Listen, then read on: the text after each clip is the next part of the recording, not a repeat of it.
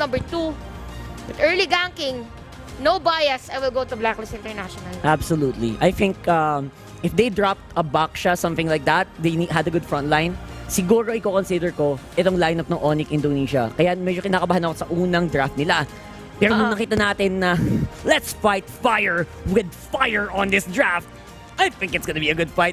Ate mo, Chantel. Sobrang ganda ng ating makikitang laban. This is game number 2, Onyx Indonesia laban sa Blacklist International. Blacklist, isa na lang ang kanilang iniintay na pagkapanalo dito at nakontra agad. Masakit yan! Soul Bloom with a chow! Flicker lahat ng tao! First blood agad! 45 seconds pala! First blood, Blacklist International, idinala kay Oheb. Good thing na si Oheb nakakuha nun because this is again the Beatrix of Oheb. But looking at the laning, medyo delikado pala dito si Drian. Delicate, so... Nabanggit natin na single targeting ang mga heroes ng Blacklist International. It will be difficult for Drian to actually cast the Feathered Airstrike kasi napakadali lang para sa kanila na pasukin yan. And Onyx Indonesia, maganda din ang kanilang bitaw in terms of the late game. So, late to late.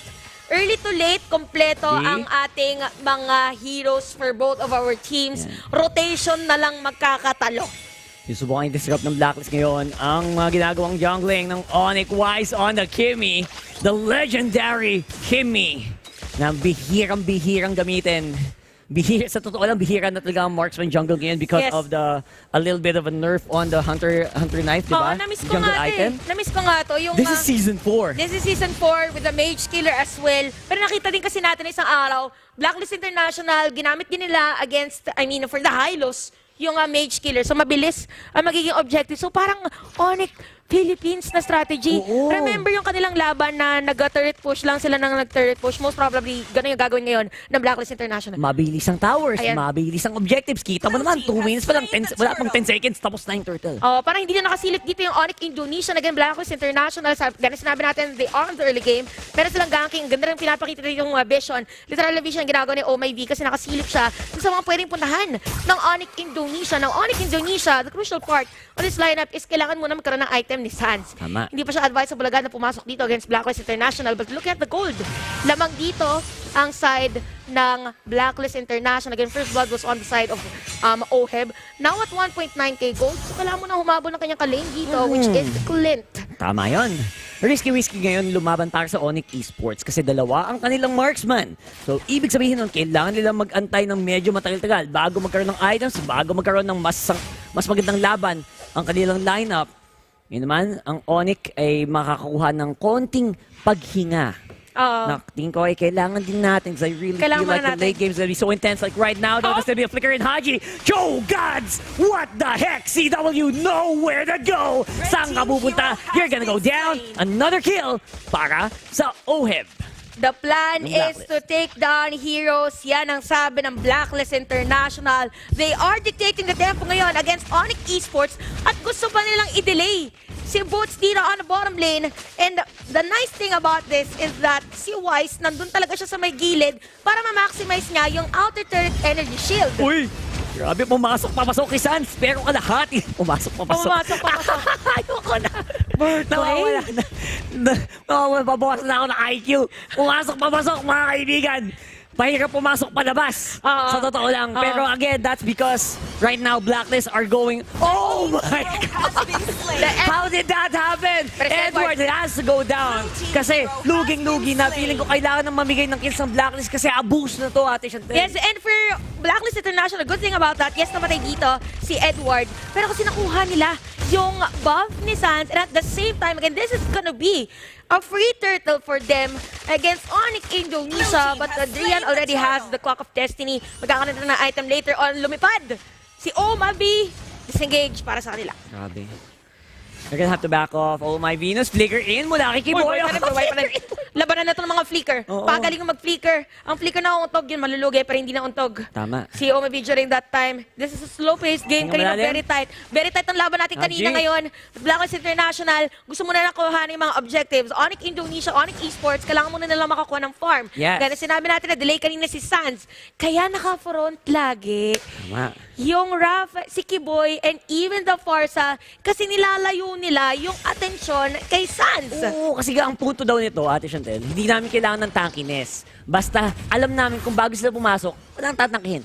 Oo, wala na tatanga. Yung nakita natin kanina, this is the instant replay brought to you by Oppo. Yung naging 1-for-1 trade ng ating mga teams. But again, Blacklist International, Wise taking the jungle against Sans. Mas umangat kumbaga yung possible na goal na makuha niya. And Edward, grabe yan. Eh, ang dami ng Pikachu ni Edward. Anong Pikachu? Yung mga I choose you. Na hero.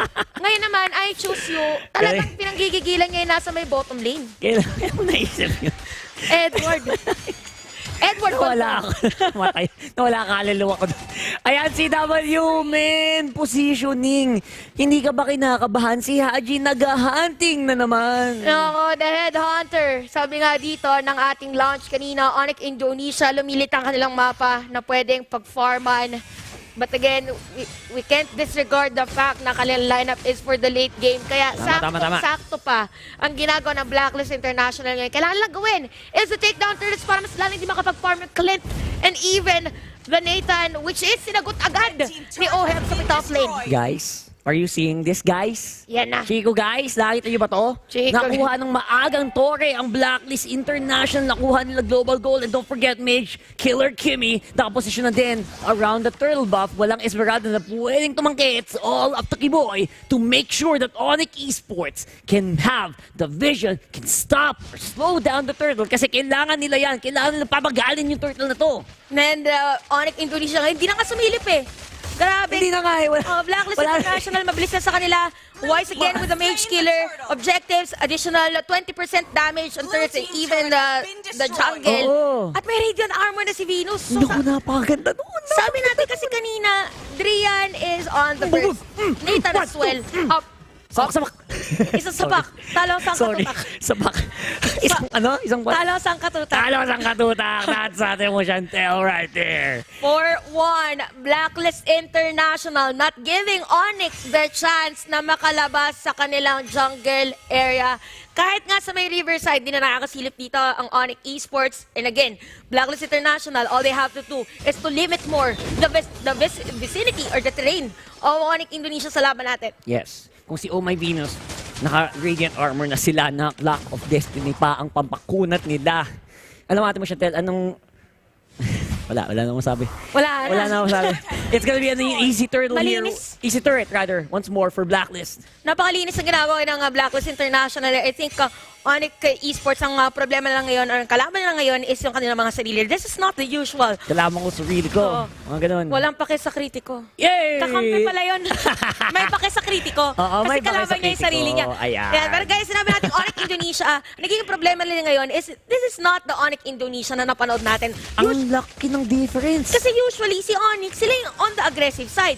They have the Rafaela take note. So, ang kanilang gustong gawin is pigilan dito yung Blacklist International. Pero Tapos si inahanan Wise. kasi, chill lang. Chill lang, oh. Chill lang. Walang Chill lang sigaw-sigaw. nagkabilan. Walang salita. Oo. Yes, okay. Sabi na. May smile po. Grabe naman yun. Objective lang Objective muna. daw. Yan, si Boots. Pero- This is... sorry. Pero kasi ang problema dito, if Blacklist International, kahit hindi na pag hindi na na-take down yung mid lane turret, mataas ang chance na Onyx dito ay magkaroon ng farm. Yun yung Tama. possible na turnaround of events for Onyx Indonesia. Pero I'm pretty sure, Blacklist International, inaantay lang nila na makuha nila yung another turtle, tapos sugod na against Onyx. Yes. In fairness naman sa Blacklist, they are taking every objective that is available. So, kung nakuha nila yung turtle, lahat ng torre na abot nila, basta kaya lang atakihin, kinukuha nila. Pero si Haji- That's a safe Haji there. Paano mo nasipa yun patagilid? Roundhouse kick, pawatras. Grabe naman si Haji. And that's gonna be Boots. Nakabok, inuunti-unti na ni Wise. The damage is real para dito sa Kimmy. The range is real naman para kay Oheb on the Beatrix. Edward Balboa, the front line, the man, the myth, the legend. Blacklist International, kitang-kita na natin ngayon ang liwanag sa kanilang ginagawa. Even Oh My V and Haji, nandun na sa side ng Onyx Indonesia. Mahirap na para sa kanila, more on the objectives sa kanilang ginagawa ngayon. Oheb, napakasakit na. Same goes to the other players of Blacklist International. Ngayon, nagre-react ulit ang Onyx Indonesia sa gustong gawin. This is again the Predator Airstrike na binanggit natin kanina. Ganun na nila kailangan na depensahan ang kanilang mga tore. Pero top lane. Ibato mo na lahat. Iba't mo na lahat para madepensahan. Edward Balboa, another turret na naman. Kuha na. Nako, nahuli yata si Wise. Istaninggo'y binato ang mundo dito sa jungler ng Blacklist International. Pero ang palit, isang torre para sa Blacklist sa baba. OHEB pa rin ang susi dito on taking the turret for Blacklist International. Now at 8.4k gold. Meron na ding Athena Shield. Wala masyadong magiging damage dito. Esmeralda, the Forza, and even Sans. Actually, ang sakit-sakit na ni OHEB. This is the hero na naging tatak ni OHEB sa ating M3 and even CW. Kailangan niyang habulin kung ano man meron ngayon ang na damage from OHEB. The Master Sniper. OHEB. Huling-huli, walang kamintes-mintes. Literal, isang mintes lang yung nakita ko yung Hylos kanina. Na pakatras na. Bakit ang sexy kasi ni Hylos. Siya lang Actually, tumama naman sa itsura. Rumarampa kasi. Rumarampa kasi. Kaya sexy. ay, lumipad! What a flight! The flight of the Matilda Airlines once more! Tumatalon-talon din si Kuya Maboots. Pero that's gonna be disengaged. Edward Balboa on the side here, ladies and gents. OHEB, good distance mula sa Onyx Esports. Sans tried to get some position, get some damage. Hindi pa rin sapat. I think at this point, Lord na ang susunod na objective. Respeto na para sa ating dalawang teams. Kanina, pwede sanang Ayan na naman! Roundhouse kick to the base! Wala lang Nathan! Oh my G! The damage is real! Oh my gosh! Ate mo, Chantel! Naka, Blacklist International ngayon, nakuha nila Sans. Perfect timing for them para kuhanin yung Lord. Walang retribution for the side of Onyx. Pero may pilitang munang umuwi. Dahil meron pa nga namang Esmeralda with a Falling Starmon to try to contest that objective. But again, Blacklist International, they know which player will they target, and that is Sans. Now at 0-2-2, no jungle, no farm at all. CW naman ang next nilang tatargetin. Lord, sinisimulan na ngayon. 3.6k gold lead para sa Blacklist International dito sa laban to, mga kaibigan. Wala sa posisyon ang Onyx Esports para i-contest ang Lord. Nakatras naman pabalik. Edward Balboa na sa harap. Kansilado ang kayong feathered airstrike. Saan na ngayon ang laban nyo, Kiwoy? Kinakabahan na. Nakita mo ba ang hinaharap? Hindi muna. Ayan na, the rest of Blacklist going for defense. Nakuha nila ang Lord. Kalmadong-kalmado lang. Respeto sa kalaban. Hindi sapat ang push na gagawin nyo dito para mapigilan yan. This is Blacklist International securing yet another objective against Onyx Indonesia. Overtime evolved. Kanina, more on sustain, but this time around, all the damage nasa side na ng Blacklist International. Kamuntikan. That's true. Makuha yung mga ibang players, pero alam nila kung paano nasusuporta ng isa't isa. Sans now with the endless battle. OHEB answers with the Malefic Roar, additional penetration, minion wave moving for Blacklist International. And this might be it. Pwede na sirain yung inhibitor turret anytime soon. Pwede na lang ilaglag ang Indonesian champions anytime soon. Wala nang feathered airstrike, mga kaibigan. Haji nagaanap ng kanyang biktima. Ang headhunter nag-hunting na naman dito sa Onyx Esports. Sa base nila, na-clear naman ng maganda ng Onyx Esports yung Lord na yon, pero yung minion waves ngayon, ang kailangan nilang pagtuunan ng pansin. Nako, meron ng Divine Glaive ngayon si Drian. Okay, kalmado muna tayo guys. Ngayon sinasabi natin, we're now reaching the 14-minute game time. Konting-konti na lang. Ready na tayo for the late game. Nabanggit natin, Onyx Indonesia. Hindi natin i-disregard ang kanilang lineup ng more on the late game. Kailangan lang ulit natin makita ngayon yung mga sipa, yung mga sundok ng Blacklist International against Onyx. And they might end this game. Sa puntong ito, tingin ko sobrang aware na ng Onyx na si Haji talaga.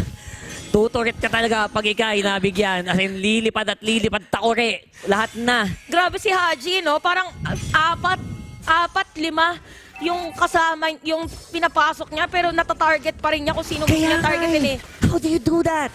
That is such high-level mechanics. Ngayon, kailangan lang maging kalmado ng Blacklist dito. Huwag kayong magbibigay Naiiwan si ng OHEB. pick-off. OHEB na iiwan na naman. Lumilipad. Walang feathered airstrike na kayang humabol dyan. Boots, walang lockdown. Ang Onyx Esports, paano nila ma-lockdown itong Beatrix na ito? Oh, pinasok ni Edward. May iwan ba si Boots? Okay, disengage para sa ating mga teams. Kanina pa natin nakita yan. In, out. Yan natin nagiging storya dito sa atin. Or out. Am I in her Hindi talaga eh. Kasi ngayon, ang Onyx ngayon... Sumayaw pa tayo, no? Wala naman nakakita. They're keeping their distance. Seryoso, I think that's the important thing for Onyx Esports. Like, bias aside, they need to keep their distance. Gusto nilang bumawi. Pero tingin ko, dahan-dahan na ding medyo nagka-crumble yung mentality nila dito, Ate mo Chantel. Parang nakikita natin kasi ngayon, tinatry nilang i-limit yung kanilang galaw, but at the same time, gusto nilang pumasok against Blacklist International kasi alam nila na pag hindi nahuli agad, dito na Esmeralda, ni Boots, si Kimi and even Wise and Oheb, bakit- pero na agad, pinipili talaga, kailangan gusto na makuha yung inhibitor threat. I could feel it! I could feel it! Oh, ayan. Ayaw niyong dumapit. Puwersahin namin kayo. Si Boots na dive in dito sa tatlo. Lalaban pa rin. He has good damage right now on Oheb. CW, good damage on the back. Haji, ang kanyang makuha. Naku po, masakit ang cleat. Kailangan ng backup. Oh my God. Nibirus Passion, not much damage. Oheb will go down. Shut down on the side of Blacklist. Pero ngayon, look at Edward. Kumakachi-kachi sa Torre. Napapabak niya ang mga miyembro ng Onyx Esports. Nice Nice trade for Blacklist International. Although namatay si Oheb doon, yun naman yung sinasabi natin for Onyx Esports. Pwede na silang kumuha ng mga players against Blacklist International. But the good thing here is that nakakuha at nakita ng Onyx na nandun si Edward. During that time, kaya na-force sila to back away. Now, CW, masakit na. I think for Blacklist International, they have to focus on CW kasi siya talaga yung nakapag-farm during that time. Even Drian, medyo na sisepat niya na kung saan niya ibibitaw yung kanyang feathered air strike. So it's all about time.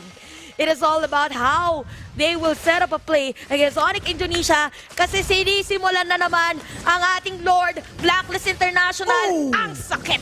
That really hurts. Ang magmahal. Joke lang. Huwag na yun. Ang magmahal So right now, nandiyan si Edward. Naku po, apat ang kalaban niya. Has to go out with the knockout punch. Haji, Oh my God! That's good hits there coming from Haji. Wala na ang Joe. Limitado na ang panglay niya. Edward gets the Lord. Oh my God! Flickering by OM! Nakabalita siya! Yes, good damage. Pero siya na lang ang natitira. Kasama si Venus. Kaya ba nilang lumipad? Nice one! That's the back off. Wala kayong makuha dito. That's a good fight mula sa Onyx Esports. Isa ang nawala. Dalawa ang kalaban dito sa Blacklist. They wanna go for the mid. They wanna go for the push. Blacklist International, they were able to take that Lord, pero airstrike binitaw dito ni Trian. But again, meron Lord na sa may top lane, may mga minion wave dito ang Blacklist International. Onyx Esports, nakikita na natin ngayon ang kanilang damage against Blacklist. Dito na natin, medyo nakikita na mahirap na for OMIB. Mahirap na rin for Haji na pumasok, definitely. But again, objectives pa rin ang gusto ng Blacklist. That Lord actually saved them. That did. Edward, siya yung nakakuha ng Lord. Dumiretso no? Grabe. Pero at least sabi ko kanina bago magsimula yung laban, Ate mo Chantel, yung double marksman na yan, hindi yan biro. Like, umabot tayo sa puntong ito, wala nang goal lead, quits na tayo para sa Onyx Esports. It's all gonna be up to good decision making para mapanalo ng Blacklist yung laban na to. For Boots di kasi ang kunat niya eh. Imagine, hindi pa talaga siya namamatay. Naka-average pa siya, so meron talaga siyang mga items dito against Onyx Esports. But I think, Blacklist International, gusto nilang basagin na talaga. Kanina pa nila gustong basagin. Isa may top lane. Delikado nga lang, as much as possible, we don't want to see Ob in front of Blacklist International. And good thing, ay maganda pa din ang kanilang rotation dito. Na-retract nila yung pagkaangat kanina ng Onyx Indonesia. Kailangan lang nila ma-force ang Onyx na may maiwan kahit sa isang lane, mahuli kahit isa, either CW or Sans or even Drian. That is the key for Blacklist International. Ito na nga ba mga kaibigan? Mga It's energy so ball. Tagun-tago na. Itaas nyo ang mga kamay nyo. Ibigay nyo ang energy nyo sa Blacklist International. Kailangan nila kumalma. Kailangan nila ang good decision making. Kailangan maganda ang mga gawin nilang play sa susunod na ilang minuto. At yun ang magdedetermine kung magkakaroon ba tayo ng isa pang game. Pero right now, it's gonna be quits. Ate mo Chantel, tingin ko. Quits na quits yung laban natin ngayon. Mahirap din kasi for Blacklist International to go for a split push kasi most probably, napapansin na iba, bakit hindi pa sinisira talaga yung nasa top. Mahirap because Onyx has Rafaela. Pag may nakita silang isang player from Blacklist International na nasa top, pwede na lang puntahan agad. So, ito yung sinasabi natin na pagdating dito sa 20-minute game time natin, Naku si Wise! crucial ang set-up play! Uy, grabe! Ang ganda pa ng nakap nyo! That's a double knockup punch! Oh my God! That's gonna be a very bad call for Onyx Esports. Madami na sa mga ultimate nila ang nagamit. They are gonna have to back off. Blacklist International, nakita natin doon yung combo, the knock-up from Edward and Haji. Kailangan yun ng Blacklist International ngayon. Kamunti ka na si CW. That was so close. it. Pero meron ngang Rafaela for Onyx Indonesia. Ginamit yung conceal. Gusto ko muna sa God! Oh my God! They get shots! They get shots! Wait, of danger, gamit na! Wait. Wait, si Boots gumagamit Disengage, ng talon! disengage! Si OM goes down on the immortality! It's gonna be Back so away! hard for them! Back off, Nawala na Haji! immortality. As OM! well, loko mo! Hindi na ito maganda, mga kaibigan! That's 2 members going down on blacklist! Oh my God! Nakatakas si Zaz and Onyx Indonesia. Showing why they're called the Indonesian Pride dito sa ating tournament, taking down 2 players of Blacklist International. Blacklist International. Pinapush. And the defense si Wise, even Oh, Edward. Let's boy. find pinapush para sa kanila. Hirap naman ng walang frontline, kaibigan. Edward cannot defend. There is no defense right now for Blacklist. And that's gonna be Onyx Esports going for the GG push. Hindi naabot yung dalawa from Black. Edward airstrike, good damage output. Lumalaman pa rin si Edward Balboa with all his Give me heart. yan. Pero it looks like this will be my it. God. We've got a game free. We got the game number 3, Onyx Indonesia.